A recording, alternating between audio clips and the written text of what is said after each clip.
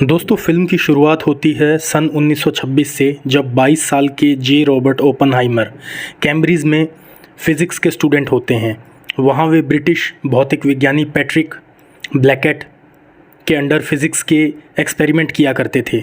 दिखाया गया है कि पैट्रिक एक बहुत डिमांडिंग प्रोफेसर होते हैं, जिसकी वजह से ओपनहाइमर एक बार उनके एप्पल में पोटेशियम साइनाइड इंजेक्ट कर देते हैं, जो गलती से प्रोफेसर नील्स बोहर खाने की कोशिश करते हैं, पर ओपनहाइमर उन्हें रोक देते हैं। दोस्तों कैम्ब्रिज से डिग्री लेने के बाद Oppenheimer university of getting Germany से पीएचडी की डिग्री लेते हैं।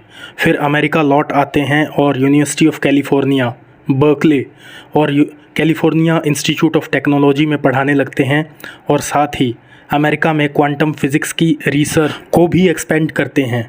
उन्हीं दिनों उनकी मुलाकात उनकी फ्यूचर वाइफ कैथरीन से होती है, जो एक बायोलॉजिस्ट होती हैं और एक्स कम्युनिस्ट भी।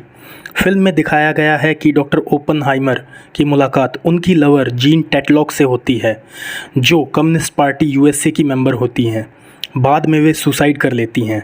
धीरे धीरे फिल्म की कहानी आगे बढ़ती है और तत्कालिक US army general Leslie Grover doctor Oppenheimer को मैनहट्टन प्रोजेक्ट का इंचार्ज नियुक्त करते हैं, जो एटम बॉम्ब बनाने के लिए एक प्रोजेक्ट होता है।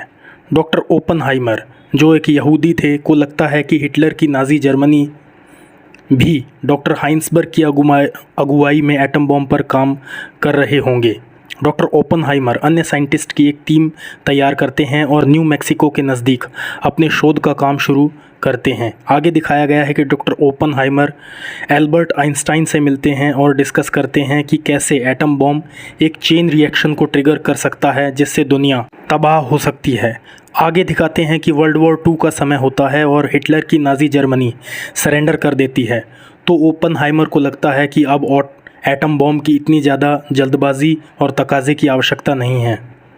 दोस्तों आखिरकार एटम बॉम्ब बना लिया जाता है और ट्रिनिटी टेस्ट भी सक्सेसफुल होता है, जिसके तहत एक एटम बॉम्ब का टेस्ट भी किया जाता है।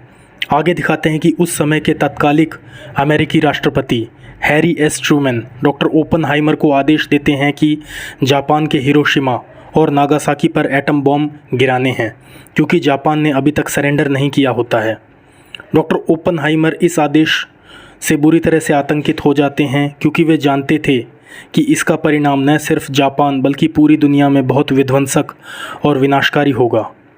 बल्कि राष्ट्रपति ट्रूमैन डॉक्टर ओपनहाइमर को और अधिक विध्वंसक और मारक बॉम्ब पर काम करने के लिए कहते हैं, जिसका डॉक्टर ओपनहाइमर विरोध करते हैं, तो राष्ट्रपति ट्रूमैन उनसे नाखुश हो जाते हैं। आगे दिखाया जाता है कि डॉक्टर ओपनहाइमर एटम बॉम्ब से भी विध्वंसक हाइड्रोजन बॉम्ब बनाने की अमेरिका के प्रेसिडेंट और आर्मी की मंशा का विरोध करते हैं और पब्लिकली इस चीज़ को जाहिर करते हैं, जिससे अमेरिका और सोवियत रूस के बीच कोल्ड वॉर शुरू हो जाता है।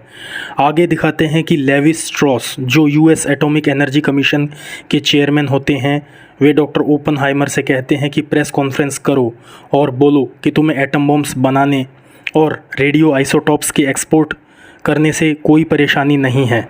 दरअसल लेवी स्ट्रॉस डॉक्टर ओपनहाइमर को नापसंद करते हैं और उन्हें लगता है कि वे एक कम्युनिस्ट हैं और अमेरिका जैसे लोकतांत्रिक देश के लिए एक चुनौती बन सकते हैं। आगे दिखाया जाता है कि डॉक्टर ओपनहाइमर पर एक कमेटी बिठाई जाती है, जो कि उनकी सिक्योरिटी काउंसिल रद्द करने के लिए बनाई जाती है, ताकि वे पब्लिकली एटम बॉम्ब और उससे संबंधित कुछ न बोल सकें, न कोई राजनीतिक राय दे सकें। कमेटी की कार्रवाई में दिखाया गया है कि उनके अपने कुछ साथी उनके खिलाफ बयान देते हैं। लेवी स्ट्रॉस उनके अभी भी कम्युनिस्ट पार्टी के समर्थक होने की बात को प्रूव करने की कोशिश करते हैं और अंततः डॉक्टर ओपनहाइमर की सिक्योरिटी क्लियरेंस रद्द कर दी जाती है।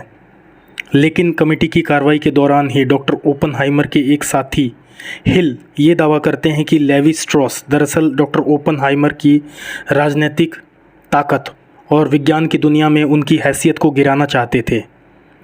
दोस्तों फिल्म का क्लाइमैक्स आता है और सन 1963 में डॉक्टर ओपनहाइमर उस समय के तत्कालिक American president Lyndon B Johnson से एनरिको फेमी नामक अमेरिकी सम्मान हासिल करते हैं और अपने अतीत की यादों में खो जाते हैं, जब वे महान साइंटिस्ट एल्बर्ट आइंस्टाइन से मिले थे और अपना अंदेशा उनको जताया था कि दुनिया को बचाने वाला बॉम्ब एक दिन दुनिया के विनाश का कारण बन जाएगा।